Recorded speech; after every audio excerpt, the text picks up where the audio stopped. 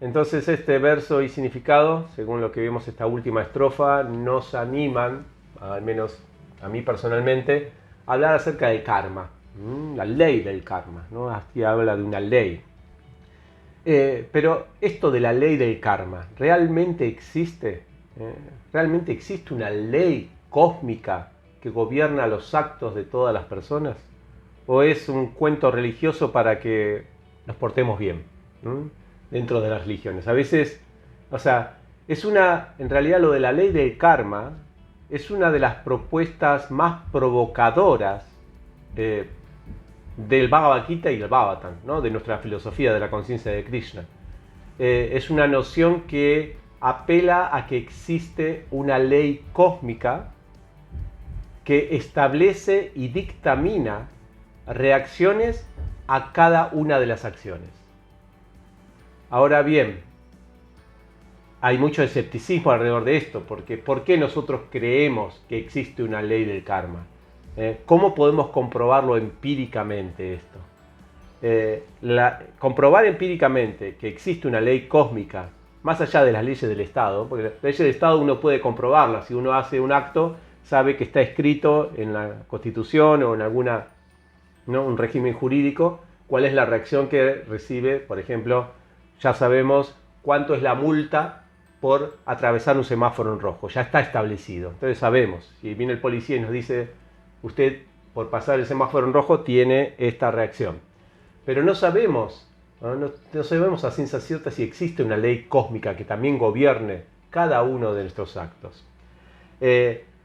Muchos de los problemas para establecerlo empíricamente, para decir si realmente existe, es que no sabemos cuál es la reacción específica para cada acción. Como dijimos recién, para el semáforo rojo sabemos cuál es la multa, pero no sabemos cuáles son las reacciones específicas que deberíamos tener por cada ocasión. ¿Dónde se dicen? Uno dice, no, diente por diente, no sé, ojo por ojo y cosas así, pero no sé si están así. Tampoco otro problema que existe para establecer la ley del karma empíricamente es que nosotros no somos testigos de las reacciones que una persona podría llegar a tener en la siguiente vida. O sea, nosotros podemos decir, por ejemplo, bueno, ahora estás haciendo un acto.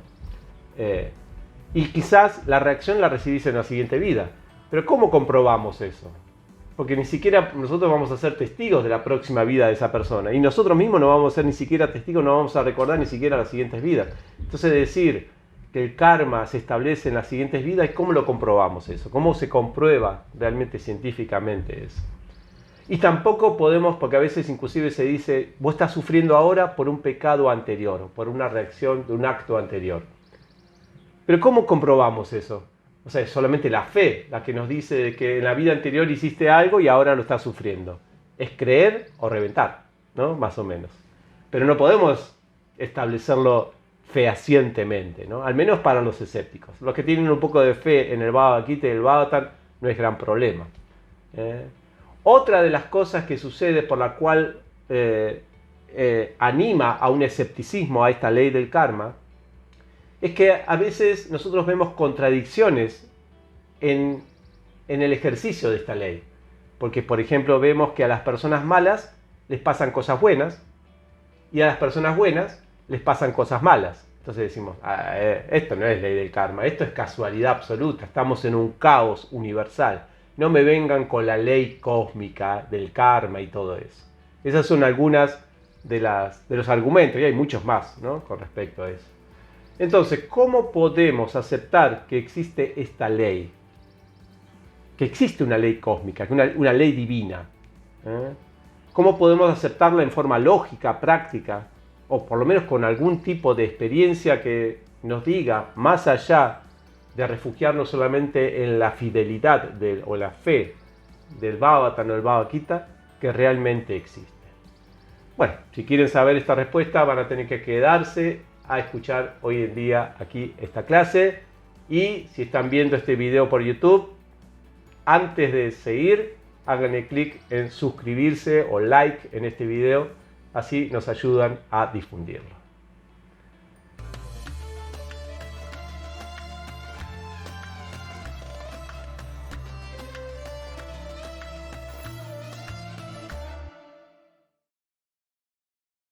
Entonces, el karma, realmente, o la ley del karma, ¿realmente existe o es un puro cuento chino, un cuento así religioso para que nos portemos bien? Esa es la pregunta. ¿Bien? No vamos a poder analizar mucho en los próximos 10 minutos, pero sí vamos a dar algunas pautas en estos 10 minutos con respecto a algo que quizás es un problema. O sea, hay dos cosas. Tanto si uno tiene una fe ciega a la ley del karma, como si uno es escéptico a la ley del karma, creo que las dos cosas están basadas en falsas nociones de lo que es el karma, y por eso que se refugian en ambas posturas. Es decir, el escepticismo muchas veces de la creencia de la ley del karma está basado en que no se entiende bien qué es la ley del karma y se lo toma de una forma simplista, porque muchos adherentes fieles sin una apropiada discriminación lo presentan de una manera simplista. ¿Me explico? Es como a veces nosotros decimos, bueno, si tenés una acción, tenés una reacción. Si matás a alguien, vas a ser matado. Si comes un elefante, vas a tener cuerpo de elefante. Y así, cosas así, ¿no? Que decimos, que en nuestra forma de decir. Y esa forma simplista hace, y creo que es un gran alimento para los escépticos. Porque realmente la ley del karma no es tan así, no es tan simplista, ¿no?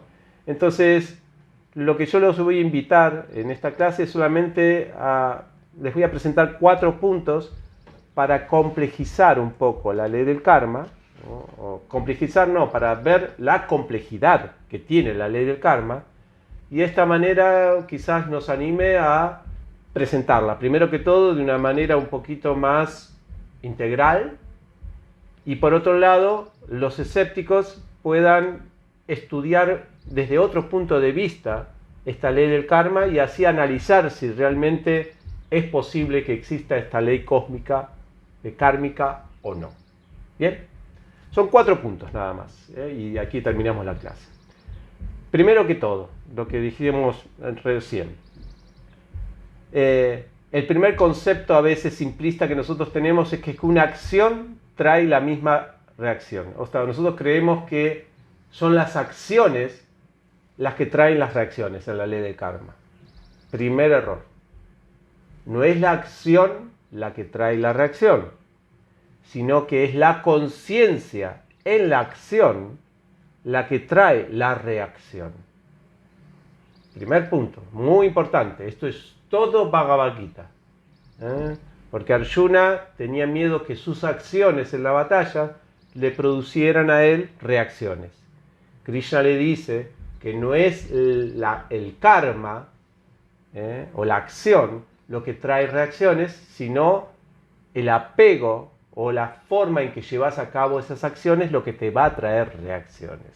Es toda la filosofía del Bhagavad Gita que fundamenta el asunto de que es importante en el desempeño de nuestros deberes, lo que trae karma, es justamente que nosotros no estamos establecidos espiritualmente mientras realizamos los deberes. Krishna da un montón de instrucciones para actuar en la vida, hacer acciones, sin tener reacciones. Prácticamente las mismas acciones que otra persona sin conciencia espiritual, si las haría, obtendría reacciones. Es interesante. Entonces ya tenemos el primer punto, es que no es la acción en sí la que trae reacción, sino la conciencia con que se desarrollan esas acciones. Por ejemplo, y el ejemplo que siempre se da, es el cirujano. El cirujano te abre así el estómago. Y ponerle que un cirujano te abre el estómago tratando de salvarte la vida, pero la persona muere. A veces pasa, ¿no? ¿Qué va a hacer? La vida, ¿no? No puede garantizar un cirujano. De pronto está haciendo todo lo posible para salvarte, cortándote, sacando órganos, poniendo órganos, y muere la persona. Y vamos a poner otro caso. El caso de un asesino, psicópata, que te abre el estómago, te corta así. Lo mismo, con el mismo instrumento que el cirujano. Pero no te mata. Te salvaste.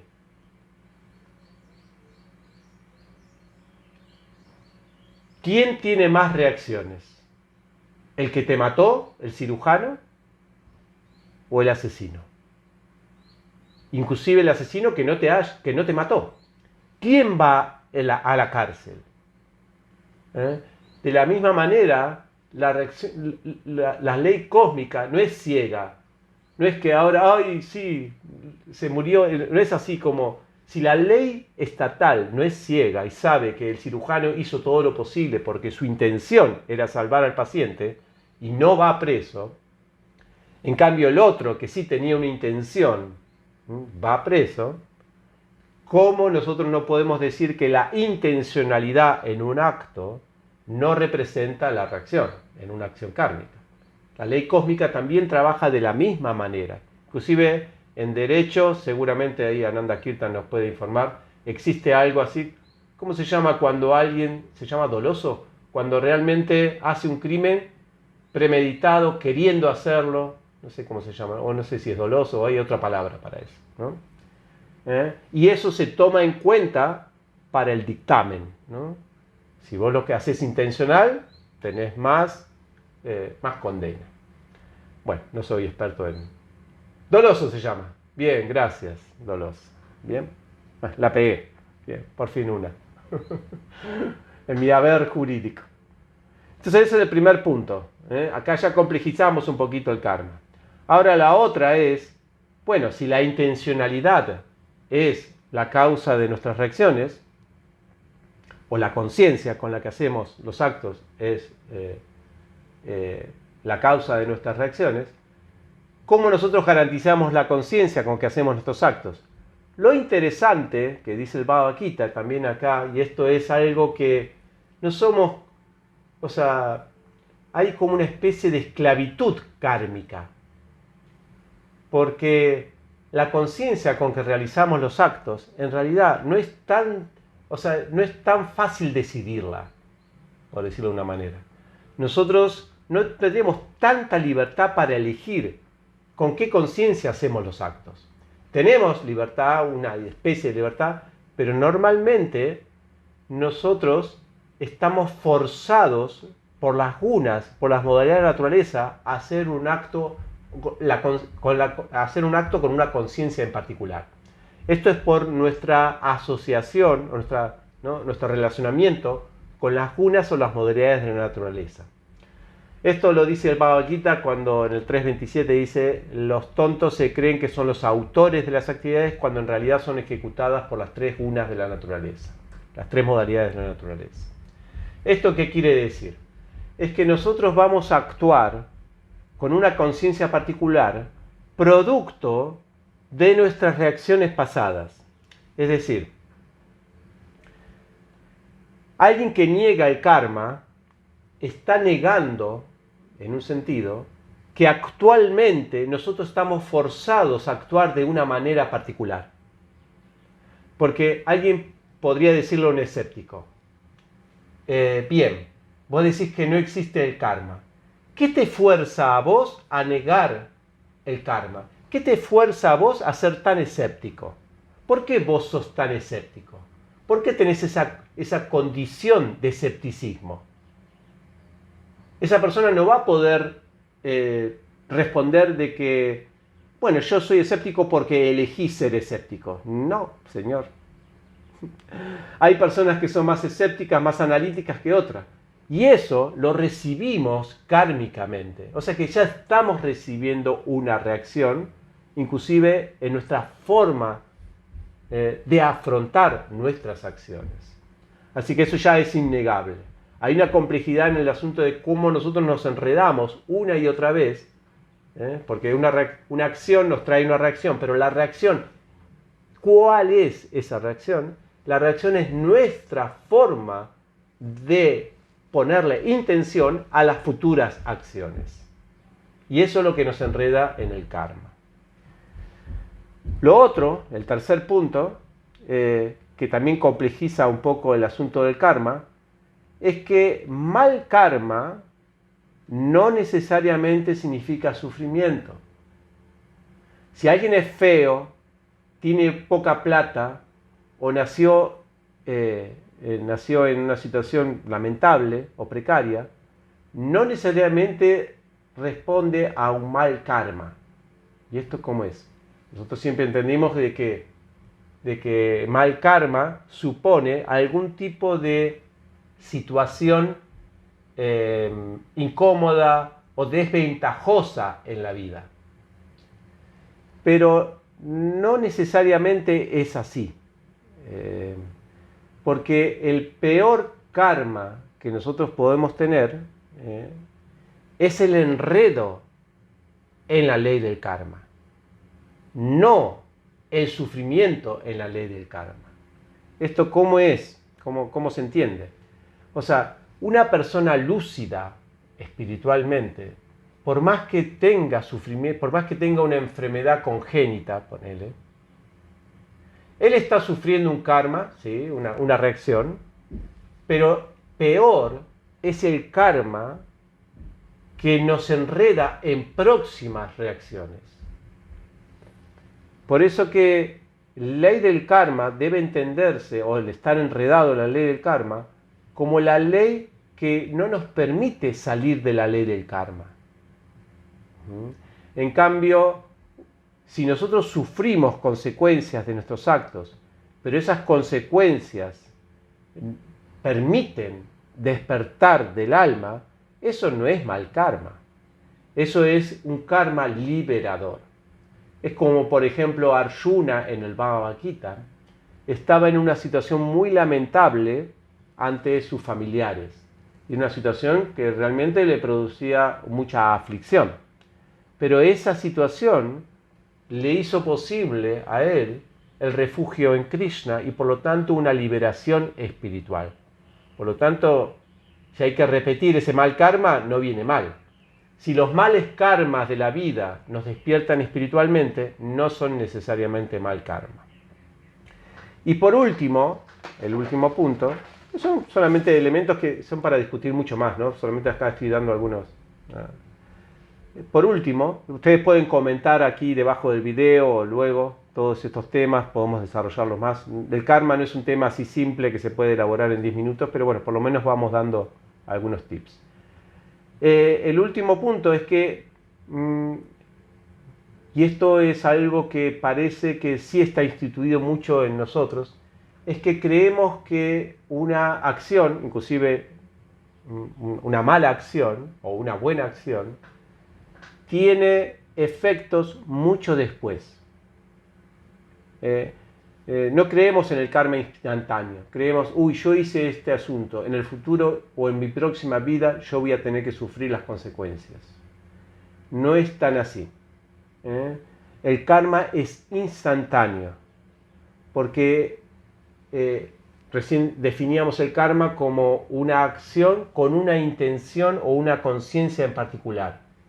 Bueno, uno si hace un acto con una conciencia en particular, uno ya está relacionándose con una guna en particular de la naturaleza, con una modalidad específica de la naturaleza.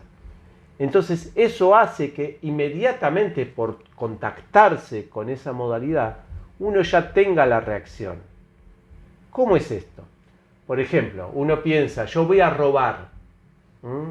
Entonces uno dice, voy a robar ahora y quizás en el futuro alguien me robe, ¿no? O quizás en el futuro la policía me agarre. Como diciendo, el karma determinará mi reacción. Pero no es así. Hay dos reacciones que uno tiene cuando comete un acto. La reacción instantánea, en el mismo acto, y la reacción futura. La reacción instantánea es que, por ejemplo, cuando uno roba, uno está relacionando el acto y su conciencia particular con un modo de la naturaleza bajo. Porque para robar, vos tenés que estar ciego de por ejemplo, la propiedad de otra persona, estar ciego de las leyes del Estado, tenés que estar ciego de la empatía por la otra persona a quien le estás robando, tenés que estar seguramente sumergido en algún tipo de envidia que querés sacarle a otra persona lo que no es tuyo. Entonces vos te sumergís en el acto de robar con esa intención en un montón de cualidades bajas de la naturaleza, lo cual, cuando te metes en ese mundo de envidia, de apego, de ceguera, vos ya estás recibiendo esa reacción de ese mundo bajo. Es como, por ejemplo, si alguien le dice a un niño, no toques el fuego que te va a quemar. Nosotros a veces interpretamos el asunto de que no toques el fuego porque tu papá te va a castigar. Y creemos que la ley del karma es así. No te portes mal porque Dios te va a castigar. No, no toques el fuego porque el fuego te va a quemar. No es un Dios castigador. No es que hay un Dios, la ley del karma no la regula un gobierno que dice, por aquí hiciste esto, ahora yo te voy a castigar con esto. No, es el mismo fuego, la misma guna, la misma modalidad de naturaleza con la cual que uno se relaciona, la que le causa la quemazón. Es el fuego el que te quema cuando lo tocas, no tu papá que te va a castigar porque tocaste el fuego. Entonces, esto es un asunto importante porque ahí nosotros podemos determinar fehacientemente que la ley del karma existe. Porque nadie puede decir que cuando comete un acto muy malo, no está inmediatamente también influido por las modalidades bajas. Y por el otro lado, cuando uno hace actividades buenas, de pronto también se nutre con la bondad de ese acto. Tanto como que se quema, como que se refresca por los mismos actos. Así que eso es un poquito para hablar acerca de karma o para dar inicio a la charla en realidad acerca del karma. Algunos elementos que nosotros podemos fundamentar en el Bhagavad Gita. Bueno, eso quería compartir con ustedes. Muchas gracias. Si hay comentarios, si hay tiempo, podemos hacerlo. Es buen punto. Lo que pasa es que no sabemos cómo puede afectar la riqueza o la belleza o la buena situación a cada persona en particular, porque no hay una receta igual para todos.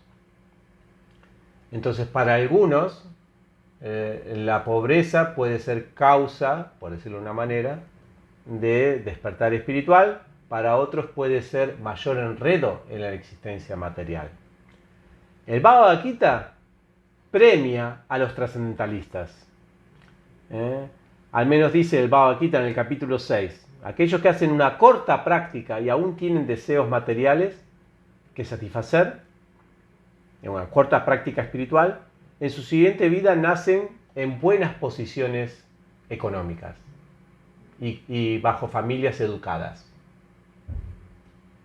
Pero lo interesante, que el siguiente verso del Bhagavad Gita dice, pero aquellos que hicieron una larga práctica y que solamente están interesados en el desarrollo del espíritu, en su siguiente nacimiento no dice nada de familia aristocrática. Dice familia de trascendentalistas, o sea, familia de personas muy bien situadas espiritualmente. No dice nada de que también están bien situadas económicamente. Así que piensen bien lo que van a hacer en esta vida. ¿Quieren corta práctica para asegurar buena vida en la siguiente, una buena kármica así?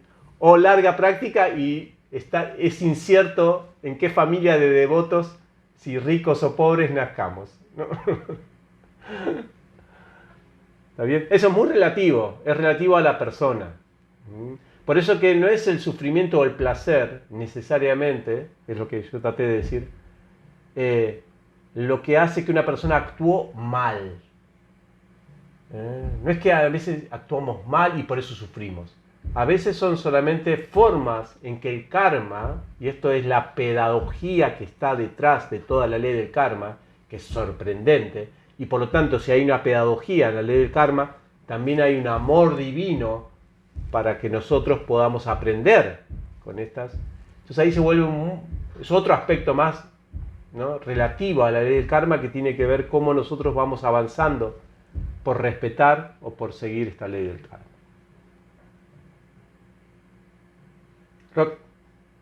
Sí, Roque. Que se puede escribir con eso de que la espiritualidad elevada no es privilegio de las clases altas, digamos. No, en absoluto, para nada, ¿no? Jamás se dice eso en el Gita. Inclusive sería lo contrario a lo que dice Jesucristo, ¿no? Que es más difícil que ¿cómo era? Que un camello entre por el ojal de una aguja que un, ¿no? Algo así dice, ¿no? Bueno, nosotros no consideramos en nuestra filosofía que la riqueza necesariamente te obstaculiza completamente el ingreso a la espiritualidad. Eso nosotros no lo consideramos. Tenemos lleno de relatos en el Bhagavatam de personas con toda opulencia y que son grandes espiritualistas. Así que eso no es tan así. Aún así, hay peligros. La opulencia material trae peligros para el trascendentalista que quiere avanzar. Pero ojo, porque la miseria y la pobreza también puede crear malos hábitos, o muchos deseos materiales por salir de esa pobreza, y también nos pueden desviar del camino espiritual. Así que no hay nada así absoluto en ese sentido. Ni las clases altas ni las clases bajas o vulnerables son espirituales por per se. Porque eso es algo que Gandhi sostenía erradamente en un momento. Perdón que hable mal de Gandhi, ¿no? Es nuestro héroe, todo lindo. Pero algunas cositas él decía, él llamaba a los pobres hariyanas o algo así, ¿no? Que eran personas de Dios. Simplemente porque son pobres, son personas de Dios. No es que la pobreza te garantiza que todas las personas pobres son espiritualistas, ¿no? Así como no todas las personas ricas son espiritualistas tampoco. Es más complejo que eso. ¿Está bien?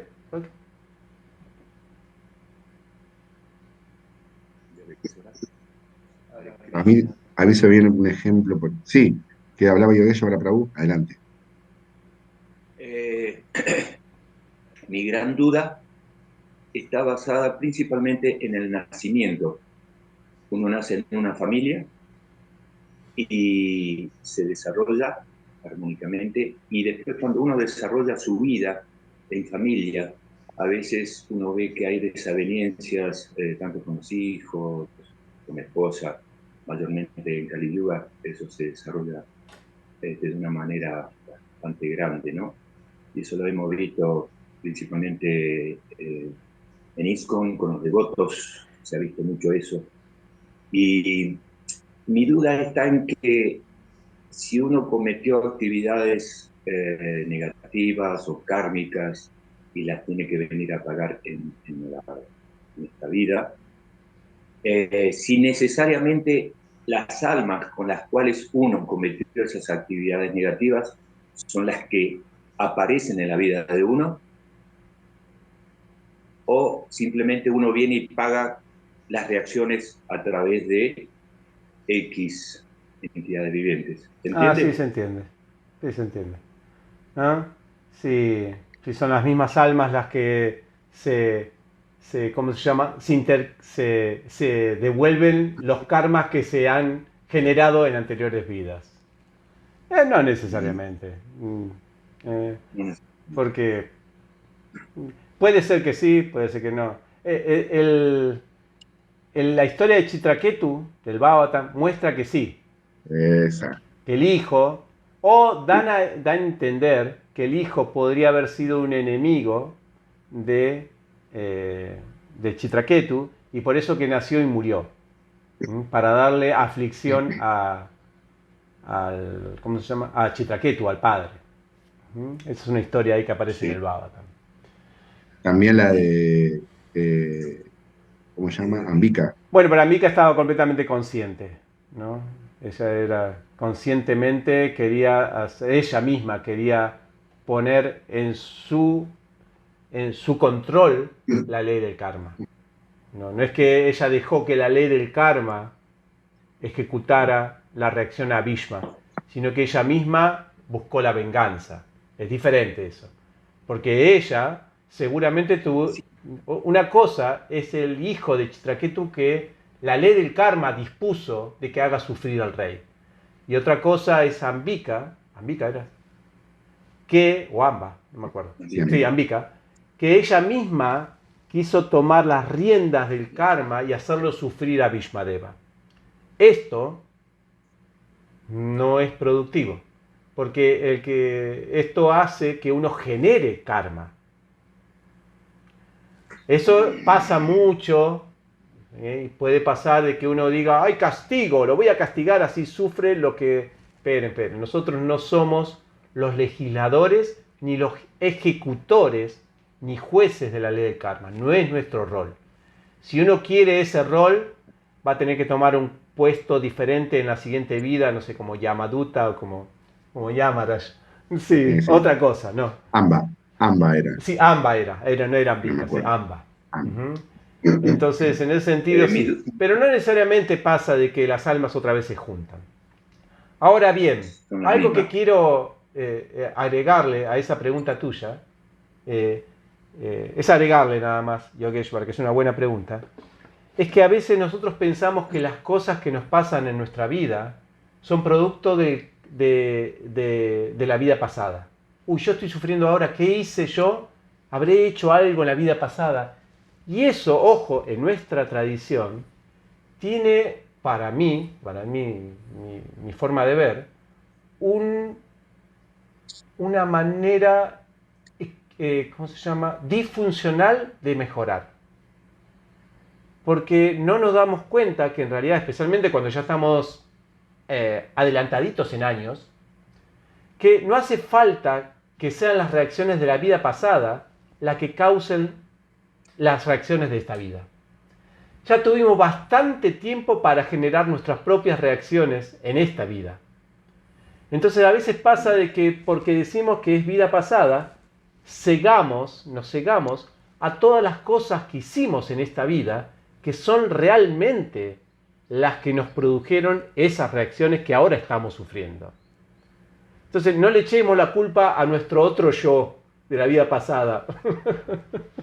Pobrecito. Capaz se portó re bien, hizo todo lo posible, pero ahora en esta vida nosotros lo hicimos... ¿Y qué es lo que hace que nosotros en esta vida hagamos cosas raras? Las compañías, la decisión de las compañías, como por ejemplo en este significado habla de Duryodhana, cómo nos cultivamos a nosotros mismos, cómo nos preocupamos por desarrollarnos personalmente. Si no nos preocupamos, la desidia trae reacciones. Y después a quejarse, no vamos a quejar al otro yo de la otra vida, ni a otros, ni a la ley de karma. Quejémonos de nosotros mismos porque no nos preocupamos de hacer las cosas como corresponde. ¿Está bien? Es un agregadito nada más que quería agregar. Sí, inclusive es injusto, ¿no? Que si uno comete actividades negativas en otra vida, esa misma alma venga en esta vida a hacernos pagar cuando de repente se pudo haber liberado, ¿no? De tener esa, ¿no? Como media... Exactamente, hay que ver cómo el sufrimiento le afectó a esa persona de una manera que quizá le afectó de una manera positiva. Pero ese es el mundo de ella, el mundo de esa persona. En cambio, la intención de uno, porque a veces sucede esto también, quizás la intención de uno es mala y hace algún daño a otro. Pero la otra persona, al recibir ese daño, de pronto le hace bien para su espiritualidad. Pero no significa que la persona que tenía la intención mala va a recibir una buena reacción. No, porque su intención fue mala. Esto está en este capítulo, en estos capítulos del Bhagavatam, cuando Vidura recibió los insultos de Duryodhana. ¿Recuerdan? Capítulo 1. Sí. Vidura, un gran santo, recibió insultos de Duryodhana. Y Vidura dijo, qué bueno, me vino re bien estos insultos porque me voy del hogar. Y se fue a progresar espiritualmente. Dice, esto me vino al pelo. Pero para Duryodhana no va a recibir buenas reacciones por eso. Él insultó a su tío. Por lo tanto va a tener que recibir las reacciones, porque su intención era mala, por más que el resultado fue bueno. Eso es interesante también, ¿eh? Igual también fue muy, muy humano que nos pasan a todos también lo de Vidura, porque él se fue llorando, angustiado, mal, como nos pasa a todos, cuando nos insultan o algo. Después, cuando se dio cuenta, pero ahora puedo irme de gira espiritual. Y pum, pum, pum. Y Claro. se fue y entonces después del sufrimiento vemos que hay algo. O sea, después de la tormenta viene la Sí. tranquilidad. A nosotros nos pasa que después, pero Vidura lo pudo interpretar en ese momento, ¿eh? No hubo delay, Sí, ya. no hubo delay en su Sí. introspección. Bien. Y en el caso de la astrología, en el caso de la astrología que siempre utilizamos, principalmente los devotos, que se determinan ciertas actividades kármicas, tanto positivas como negativas, y no siempre se da, pero es una ciencia bastante exacta, ¿no? Bueno, la astrología nos dice con qué bueyes estamos arando en esta vida. Está bien. Algunos con bueyes, otros con caballos más rápidos, otros con, no sé, con la máquina. Pero bueno, nos dice eso. O sea, eso es el resultado de nuestro relacionamiento en vida pasada con las gunas. Si nos relacionamos con bueyes, en esta vida seguimos con los bueyes. Si en la anterior vida empezamos a cultivar la velocidad del caballo, lo hacemos. Entonces, el asunto es, lo que nos dice la astrología es justamente con qué contamos en esta vida. Y a veces puede ser funcional. Yo no soy muy fanático de la astrología, a pesar que estudié algo, no recomiendo tanto, pero a veces puede ser funcional en el sentido de, si hay un buen astrólogo, que es psicólogo también, que sabe cómo tratar, o sea, con muchas consideraciones, puede ayudar a la persona a decir, mira, estás con este buey y con este caballo. Para este caballo usa esto, o sea, trata de aprovechar o cuidarte de tu karma en esta vida para aprovecharlo lo mejor posible, para progresar, para ser funcional socialmente, matrimonialmente o espiritualmente inclusive. ¿Está bien? Profesionalmente también. Muchas temas. Bien, ¿estamos, Gustavo? Gracias. Gracias. Y creo que hay otro punto para la próxima vez, Sí. que es cómo vemos los practicantes, con Sisei Krishna, por ejemplo, las reacciones del karma. Porque, bueno, yo he escuchado en una clase de mi guru que muchas veces vemos como que no somos tan, o sea, qué afortunados somos de no estar sufriendo tanto como sufren la gran mayoría de las personas. Eso ya es una visión más de un practicante que como que se siente que no se siente, Claro. que se merece tanta fortuna. Sí. Porque No sé si los pandas piensa que opinan lo simplemente mismo, pero ponele, dale. Sí. no eran tan practicantes o tan... Los pandas sufrieron bastante. Bueno, Pero eso es interesante. Lo que próximo pasa es que capítulo. es verdad lo que dice Gustavo. Yo me referí más que todo, me enfoqué en el público escéptico, más que, o en nuestra Claro. forma de ser ciegamente entender la ley del karma, más que entender cómo se deberían recibir las reacciones. Y es verdad, nosotros nos tenemos que Claro. sumergir en el karma, no tanto en el castigo del Señor Supremo, sino en la pedagogía del Señor Supremo en nuestras reacciones. Y de esa manera nosotros podemos percibir el amor divino que está detrás de las reacciones inclusive kármicas que nos suceden en la vida. Eso ya es un análisis más devocional que también se invita, ¿no?, a todos los practicantes de Bhakti Yoga. Gracias. Próximo capítulo. Próximo capítulo. Exactamente. Para devoto. Si te gustó este video, por favor, suscríbete a este canal o compartí el video o comentalo. Ayúdanos a difundirlos. Puedes unirte también a nuestro Patreon, donde podés recibir regalos exclusivos, materiales, videos, cursos que impartimos en nuestro campo. Nos vemos pronto. Muchas gracias. Un abrazo. Hasta luego.